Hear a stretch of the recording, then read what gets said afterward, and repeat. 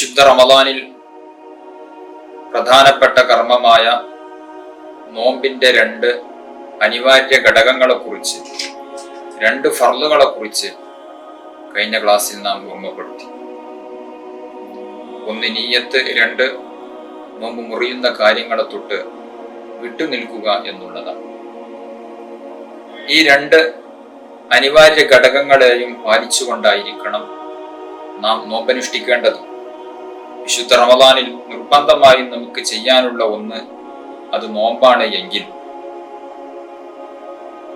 അതേസമയം വിശുദ്ധ റമദാൻ കൊണ്ട് അല്ലാഹു സുബ്ഹാനഹു വ തആല ലക്ഷ്യം വെക്കുന്ന, നോമ്പ് കൊണ്ട് അല്ലാഹു സുബ്ഹാനഹു വ തആല ലക്ഷ്യം വെക്കുന്ന തഖ്വ എന്നുള്ള ഒന്ന് കരസ്ഥമാകണമെങ്കിൽ, നോമ്പ് മാത്രമല്ല, നമുക്ക് വേറെയും പല കാര്യങ്ങളും റമദാനിൽ നമുക്ക് ചെയ്യേണ്ടതുണ്ട്.